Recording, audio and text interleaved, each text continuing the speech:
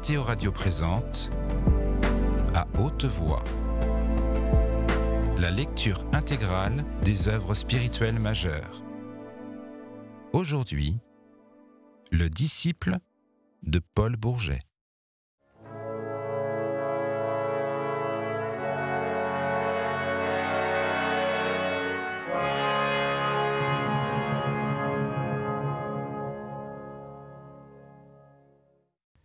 Il attendait les nouvelles de la seconde séance, et ce fut avec un saisissement qu'il entendit son père en raconter le détail. « Ah, mon bon André, que tu as eu raison de ne pas venir, quelle infamie, mais quelle infamie !» Gresloup a été interrogé.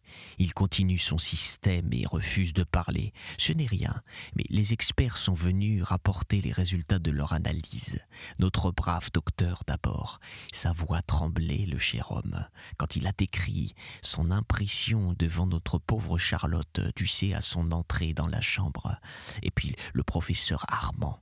Tu n'aurais pas supporté cette horrible chose, cette autopsie de notre angle étalée là devant cette table où il y avait bien 500 personnes. Et puis le chimiste de Paris, s'il restait encore un doute après cela. La fiole dont le monstre s'est servi était sur la table, je l'ai vue. Et puis, comment a-t-on osé? Son avocat, un avocat d'office pourtant, et qui n'a pas l'excuse d'être l'ami de son client, son avocat donc, comment te dire, il a demandé si Charlotte était morte vierge, si on l'avait examinée. Il y a eu un murmure de dégoût dans la salle, une indignation de tous. Elle, mon enfant si pur, si noble, une sainte. Je l'aurais souffleté, cet homme. Mais l'assassin en a été remué, lui que rien ne touche. Je l'ai vu à ce moment, il a pris sa tête dans ses mains et il a pleuré. Réponds, est-ce que cela ne devrait pas être défendu par la loi d'outrager ainsi une victime en plein tribunal ? Que croyait-il donc qu'elle avait eu un amant, elle, un amant ? L'indignation du vieillard était si forte que soudain il fondit en larmes. Le fils, en présence de cette touchante douleur, sentit lui aussi son cœur se fondre et les larmes lui venir, et les deux hommes s'embrassèrent sans se dire un mot. « Vois-tu, reprit le père quand il put parler, c'est là le côté affreux de ces débats, cette discussion en public sur des choses si intimes. Elle qui avait tant de pudeur pour ses moindres sentiments. Je te l'ai dit, je suis sûr qu'elle a été malheureuse tout l'hiver par l'absence de Maxime. Elle l'aimait, crois-moi, sans vouloir le montrer. C'est bien cela qui a exaspéré la jalousie de ce Gresloup. Quand il est arrivé dans la maison, qu'il l'a trouvée si gracieuse, si simple, il a cru pouvoir la séduire, l'épouser. Comment s'en serait-il douté, alors que moi-même, qui ai tant d'habitude des hommes, je n'ai rien deviné, rien vu. Et lancé sur cette route durant tout le dîner, puis durant toute la soirée, le marquis parla. Il goûtait cette consolation, la seule possible dans certaines crises, de se souvenir à haute voix. Ce culte religieux que leur malheureux père gardait à la morte était pour le fils, qui écoutait sans répondre, quelque chose de tragique en ce moment où il se préparait. À quoi ? Allait-il vraiment porter ce coup terrible au vieillard ? Retiré dans sa chambre avec ce grand silence d'une ville de province autour de sa méditation, il reprit la lettre de sa sœur, et il la relut. Quoiqu'il en sût par cœur toutes les phrases, il sortait de ces pages, tracées par cette main aujourd'hui à jamais immobile, un soupir si désespéré, un souffle d'agonie si triste et si navrant. L'illusion de la jeune fille avait été si folle, ses luttes si sincères, son réveil si amer, que le comte sentit de nouveau les larmes couler le long de ses joues. C'était la seconde fois qu'il pleurait dans la journée, lui qui, depuis la mort de Charlotte, avait gardé ses yeux secs et comme brûlés par la haine. Il se dit « Gresloup a tout mérité ».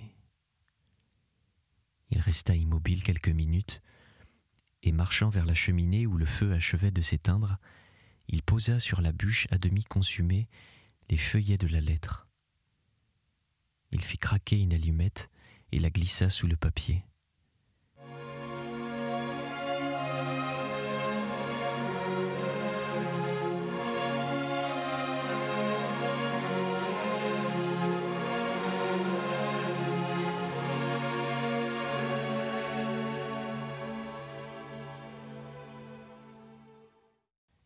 Il vit la ligne de flamme se développer tout autour, puis gagner la frêle écriture, puis transformer cette unique preuve du misérable amour et du suicide de la jeune fille en un débris noirâtre. Le frère acheva de mélanger ce débris aux cendres à coups de pincette. Il se coucha en disant tout haut « C'est fait ». Et il s'endormit. Comme au soir de sa première bataille, du sommeil assommé qui succède chez les hommes d'action aux grandes dépenses de volonté pour n'ouvrir les yeux, lui si matinal d'ordinaire qu'à 9 heures le lendemain. « Monsieur le marquis a défendu qu'on éveillât mon capitaine », répondit Pourra quand, appelé par son maître, il ouvrit les volets. Le soleil rayonnait dans un azur gai de fin d'hiver au lieu du ciel gris et bas de la veille. Il est parti voilà 1 heure. Mon capitaine sait qu'aujourd'hui on a dû amener l'accusé par le souterrain tant le monde est exalté contre lui. « Quel souterrain ?» demanda André. « Celui qui va de la maison d'arrêt au palais de justice. Il paraît qu'on l'emploie pour les grands criminels, ceux qui pourraient être écharpés. Ma foi, mon capitaine, si je le voyais passer celui-là, je crois bien que j'aurais un peu l'envie de lui tirer dessus avec mon revolver. Les chiens enragés, ça ne se juge pas, ça s'abat. Bon, continua-t-il, j'ai oublié les lettres de ce matin dans le salon. » Il revint après 1 minute, ayant à la main 3 enveloppes. André, qui jeta un regard sur les 2 premières, devina aussitôt à l'adresse de qui elles venaient. La 3e portait une suscription d'une écriture inconnue. Elle avait été adressée à Lunéville de Paris, puis dirigée sur Riom. Le comte la décacheta et lut les 3 lignes que Sixte avait griffonnées avant de prendre le train. Les mains de cet officier si brave et qui ne savait pas le sens du mot « peur » se mirent à trembler. Il devint pâle, comme la feuille qu'il tenait dans ses mains frémissantes, si pâle que Pourra lui-même demanda avec épouvante « Mon capitaine est malade ?» « Laisse-moi, » dit brusquement le comte, « je m'habillerai seul. » Il avait besoin en effet de se remettre du coup subit qui venait de le frapper. Il se trouvait donc quelqu'un au monde qui connaissait le mystère de la mort de Charlotte et qui n'était pas Robert Gresloup, car il avait vu des pages de la main du jeune homme et ce n'était pas son écriture. Ce fut une secousse de terreur, comme les hommes les plus courageux peuvent en ressentir devant un fait si absolument inattendu qu'il prend un caractère surnaturel. Le frère de Charlotte aurait vu sa sœur, là, devant lui, vivante, qu'il n'aurait pas été terrassé d'un étonnement plus effrayé. Quelqu'un savait le suicide de la jeune fille, et la lettre écrite par elle avant de mourir, et le reste peut-être. Et ce quelqu'un, ce témoin mystérieux de la vérité, que pensait-il de lui ? L'interrogation par laquelle se terminait le billet anonyme le disait assez. Subitement le comte se souvint de ce qu'il avait osé cette nuit. Il se rappela cette lettre jetée au feu, et la pourpre de la honte lui vint aux joues. Cette résolution prise la veille, et sur laquelle il avait dormi, il ne pouvait plus la tenir. Qu'un homme eût le droit de dire « Le comte de Jussat a commis une lâcheté », cela dépassait pour ce gentilhomme affamé d'honneur ce qu'il était capable de supporter. Son trouble de la veille, qu'il avait cru fini, se réveilla de nouveau, rendu plus intolérable par le retour de son père qui lui dit « On a entendu les témoins, j'ai déposé, mais ce qui a été dur, ça a été de me trouver dans la petite salle avant l'audience avec la mère de Gresloup. C'est une chance encore qu'elle ne soit pas descendue ici. Elle est à l'hôtel du commerce où elle a osé me supplier de venir pour causer avec elle dans une scène qu'elle m'a faite. Quelle scène! C'est une figure à ne pas l'oublier, une face sinistre, avec des yeux noirs qui ont comme un feu sombre dans les larmes. Elle a marché sur moi et elle m'a parlé. Elle m'a adjuré de dire que son fils était innocent, que je le savais et que je n'avais pas le droit de déposer contre lui. Oui, la terrible scène. Et que le gendarme a dû interrompre, la malheureuse. Je ne peux pas lui en vouloir. C'est son fils. Quelle étrange chose qu'un scélérat comme celui-là puisse encore avoir un monde, un cœur qui l'aime ainsi, comme j'aimais Charlotte, comme je t'aime. N'importe, continua le cruel vieillard. Il est 1 heure, le procureur général va parler, puis la défense. Entre 5 et 6 heures, nous aurons le verdict. Que cela me rassasiera le cœur de le regarder pendant l'énoncé de la sentence. Ce n'est que juste. Il l'a tué. Il doit mourir. Entre 5 et 6 heures, quand le comte André se trouva seul, il recommença de se promener de long en large comme la veille, tandis que Pourrat desservait la table avec le valet de chambre de M. de Jussat. Ces 2 hommes ont raconté que jamais leur maître ne leur avait paru plus violemment inquiet que pendant les quelques 30 minutes qu'ils étaient demeurés à faire ce service. Leur stupeur fut grande lorsqu'il demanda qu'on lui préparât ses vêtements d'uniforme. En un quart d'heure, il fut prêt, et il quittait l'hôtel, lui qui avait refusé de sortir depuis les 3 jours qu'il était arrivé à Riom. Un détail fit frémir le brave Pourrat. Il constata que l'officier avait pris avec lui son revolver, posé depuis 2 jours sur la table de nuit. Le soldat se rappela ses propres discours et il communiqua ses craintes à son compagnon. « Si ce Gresloup est acquitté, dit-il, le capitaine est homme à lui brûler la cervelle, là, sur place. Nous devrions le suivre, peut-être, répondit le valet de chambre. Tandis que les 2 domestiques délibéraient, le comte suivait la grande rue qui conduit au palais de justice. Il la connaissait pour être venu souvent à Riom dans son enfance. Cette vieille ville parlementaire, avec ses grands hôtels aux hautes fenêtres, bâtis en pierre noire de Volvic, semblait plus vide, plus silencieuse, plus morte encore que d'habitude, tandis que le frère de Charlotte marchait vers la cour. Puis brusquement, aux abords du palais, c'était une foule serrée et qui remplissait l'étroite ruelle Saint-Louis par où l'on accède à la salle des assises. L'affaire Gresloup avait attiré tous ceux qui pouvaient disposer seulement d'1 heure. André eut de la peine à fendre les groupes composés de paysans venus de la campagne et de petits boutiquiers qui discutaient avec une animation passionnée. Il arriva devant les 2 marches qui mènent au vestibule. 2 soldats s'y tenaient chargés de contenir le peuple. Le comte sembla hésiter, puis au lieu d'entrer, il poussa jusqu'au bout de la ruelle. Il se trouva devant une terrasse plantée d'arbres nus et qui jetait entre les murs sinistres de la maison centrale et la masse sombre du palais, domine la plaine immense de la Limagne.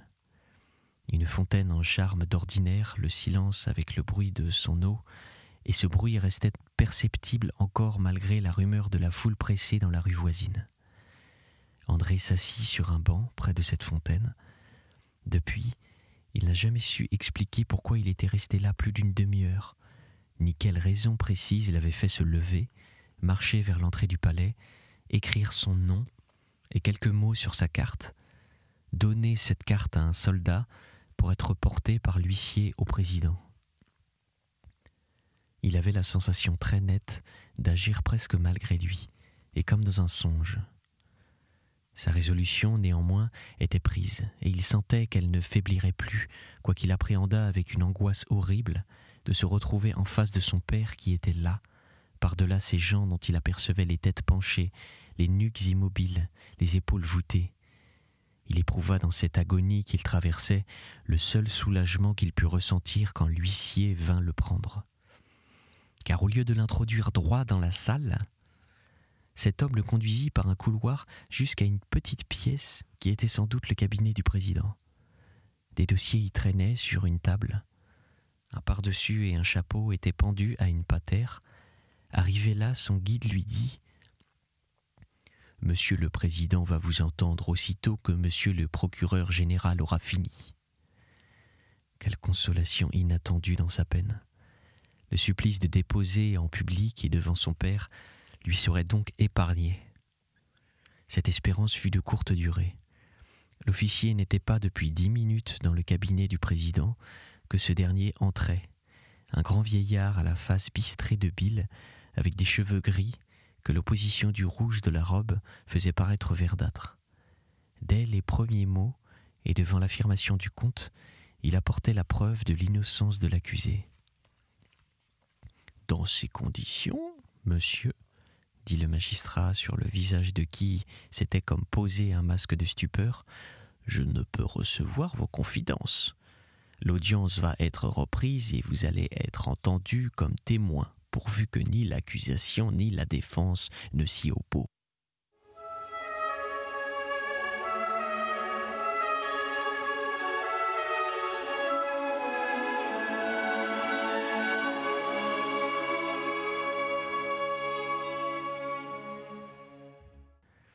Ainsi, aucune des étapes de son calvaire ne serait évitée au frère de Charlotte. Il venait se heurter à cette machine impassible de la justice qui ne tient pas et qui ne peut pas tenir compte de la sensibilité humaine. Il lui fallut s'asseoir dans la chambre des témoins et se souvenir de la scène qui s'y était passée, si peu d'heures auparavant, entre son père et la mère de Gresloup, puis entrer de là dans la salle des assises. Il vit le mur nu, avec l'image du crucifié qui dominait cette salle, les têtes tournées vers lui dans une attention suprême, le président de nouveau entre ses assesseurs, le procureur général et l'avocat général assis dans leurs robes rouges, les jurés à gauche du tribunal. Robert Gresloup se tenait à droite, sur le banc des prévenus, les bras croisés, livide mais impassible. Et du monde se pressait partout derrière les magistrats, dans les tribunes. Au banc des témoins, André reconnut son père et ses cheveux blancs. Cette vue lui serra le cœur, son cœur qui pourtant ne défaillit pas quand le président, après avoir demandé au défenseur et au procureur général s'il ne s'opposait pas à l'audition du témoin, lui fit décliner ses noms et qualités et prêter serment suivant la formule. Les magistrats qui ont assisté à cette scène sont unanimes à dire qu'aucune émotion d'assises ne fut jamais comparable à celle qui saisit toute la salle et qui les saisit eux-mêmes quand cet homme, dont tous connaissaient le passé héroïque par les articles des journaux publiés à l'occasion du procès, commença d'une voix pourtant ferme, mais où l'on devinait l'atroce douleur. « Messieurs les jurés, je n'ai que 2 mots à dire. Ma sœur n'a pas été assassinée. Elle s'est tuée. La veille de sa mort, j'ai reçu une lettre d'elle où elle m'annonçait sa résolution de mourir et pourquoi... Messieurs, j'ai cru avoir le devoir de cacher ce suicide. J'ai brûlé cette lettre. Si l'homme que vous avez devant vous, et il montra Gresloup de sa main gauche en se tournant à demi vers l'accusé, n'a pas versé le poison, il a fait pire. Mais ce n'est pas de votre justice qu'il relève, et il ne doit pas être condamné comme assassin. Il est innocent. À défaut d'une preuve matérielle que je ne peux plus vous donner de cette innocence, je vous apporte ma parole. » Ces phrases tombaient une à une, dans une espèce d'angoisse de toute la salle. On entendit un cri, suivi d'un gémissement. « Il est fou !» disait une voix. « Il est fou, ne l'écoutez pas !»« Non, mon père !» reprit le comte André, qui reconnut l'accent du marquis et qui se tourna vers le vieillard comme écroulé sur son banc. « Je ne suis pas fou. J'ai fait ce que l'honneur exigeait. J'espère, monsieur le président, que l'on m'épargnera d'en dire davantage. » Il avait une supplication dans la voix, cet homme si fier, en disant cette dernière phrase. Et il fut si bien senti qu'un murmure passa dans la foule quand le président lui répondit « À mon grand regret, monsieur, je ne peux vous accorder ce que vous demandez. L'extrême gravité de la déposition que vous venez de faire ne permet pas à la justice d'en rester sur des indications que notre devoir, un douloureux devoir, mais un devoir, est de vous forcer à préciser. C'est bien, monsieur. Je ferai moi aussi mon devoir jusqu'au bout. » Il y eut dans l'accent avec lequel le témoin jeta cette phrase une telle résolution que le murmure de la foule céda tout d'un coup la place au silence, et on entendit le président reprendre : « Vous avez parlé d'une lettre, monsieur, que vous aurez écrite mademoiselle votre sœur. Permettez-moi de dire qu'il est au moins extraordinaire que votre première idée n'ait pas été d'éclairer la justice en la lui communiquant. » Elle contenait, dit le comte, un secret que j'aurais voulu cacher au prix de mon sang. Il a raconté plus tard à l'ami qui resta si parfait jusqu'à la fin de ce drame, à ce Maxime de Plane, choisi par lui pour frère, que ça avait été le moment le plus terrible de son sacrifice, mais qu'à partir de cette minute, l'émotion fut comme supprimée en lui par son excès même. Les terribles détails de la lettre de la morte, il dut les donner, et raconter ses propres sensations, et tout confesser de ses agonies. Quant à ce qui suivit, il a déclaré lui-même qu'il s'en rappelait seulement quelques détails matériels et les plus inattendus. Le froid sous sa main d'une colonne de fer contre laquelle il s'appuya quand il dut s'asseoir au banc des témoins d'où l'on venait d'emporter son père qui s'était évanoui au dernier mot de sa déposition. Il a dit avoir remarqué aussi le traînant accent lorrain du procureur général qui se leva pour abandonner l'accusation. Combien de temps s'écoula-t-il entre cette phrase du procureur, le discours de l'avocat de Gresloup, la sortie du jury et sa rentrée avec un verdict négatif? Il n'a jamais pu se rendre compte, non plus que de l'emploi de sa soirée quand la salle, une fois vidée, le gardien fut venu l'inviter à sortir à son tour. Il se souvient avoir marché devant lui très vite et très loin. Des bourgeois de Combronde qui rentraient après les assises le rencontrèrent sur la route de ce village.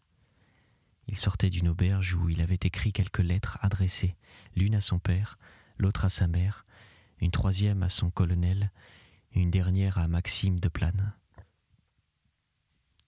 À 9 heures, il frappait à la porte de l'hôtel du commerce où M. de Jussat lui avait dit que la mère de l'acquitté était descendue et il demandait au concierge si M. Gresloup était là. Ce garçon avait entendu le récit de la dramatique audience. Il devina rien qu'à l'uniforme du capitaine qui se trouvait devant lui, et il eut le bon sens de répondre que M. Robert Gresloup n'avait point paru. Malheureusement, il crut bien faire de monter aussitôt chez le jeune homme qui, sorti de prison depuis 1 heure, se trouvait avec sa mère et M. Adrien Sixte.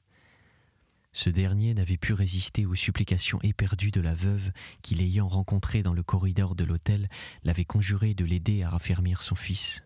« Monsieur, » dit cet homme à Robert après avoir demandé la permission de lui parler à part, « prenez garde, monsieur le comte de Jussat vous cherche. »« Où est-il » interrogea fiévreusement Gresloup. « Il ne doit pas avoir quitté la rue, » répondit le concierge. « Mais je lui ai dit que l'on ne vous avait pas vu ici. »« Vous avez eu tort, » répliqua Gresloup, et prenant son chapeau, il se précipita vers l'escalier. « Où vas-tu » implora sa mère. Le jeune homme ne répondit pas. Peut-être n'entendait-il même pas ce cri, tant il avait mis de vitesse à descendre les marches de l'escalier. L'idée que le comte André le croyait assez lâche pour se cacher de lui le bouleversait.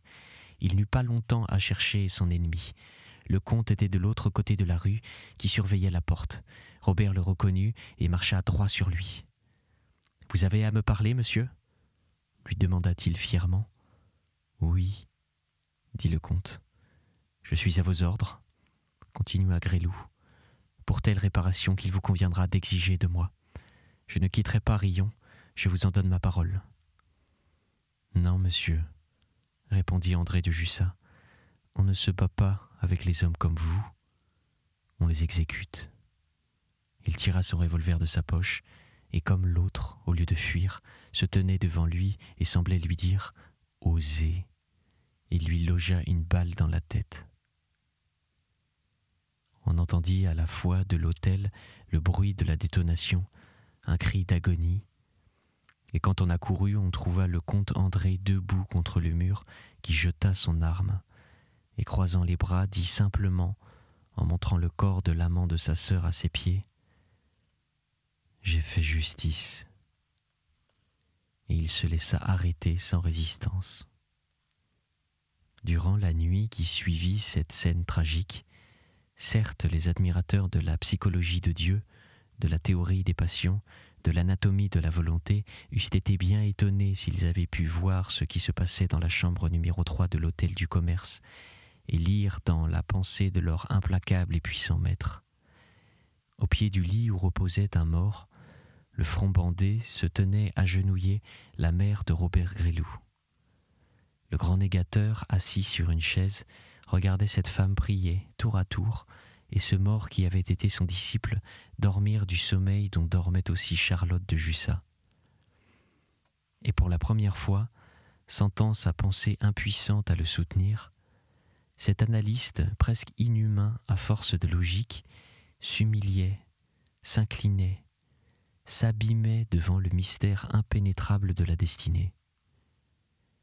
Les mots de la seule oraison qu'il se rappela de sa lointaine enfance, « Notre Père, qui êtes aux cieux », lui revenaient au cœur.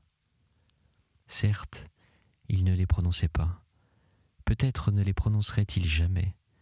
Mais s'il existe, ce Père céleste, vers lequel grands et petits se tournent aux heures affreuses, comme vers le seul recours, n'est-ce pas la plus touchante des prières que ce besoin de prier ?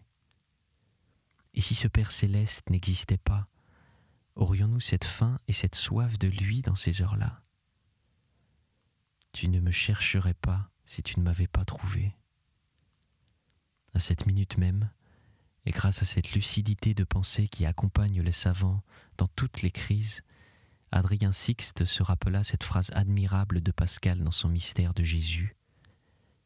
Et quand la mère se releva, elle put le voir qui pleurait. Paris, septembre 1888. Clermont-Ferrand, mai 1889. C'était À haute voix, une émission de KTO Radio. Aujourd'hui, Le disciple de Paul Bourget. Lecture, Pierre Deveau. Captation et réalisation, Alexis Duménil et Thibaut Dagalier. Une émission disponible en podcast sur ktoradio.com et sur l'application KTO Radio.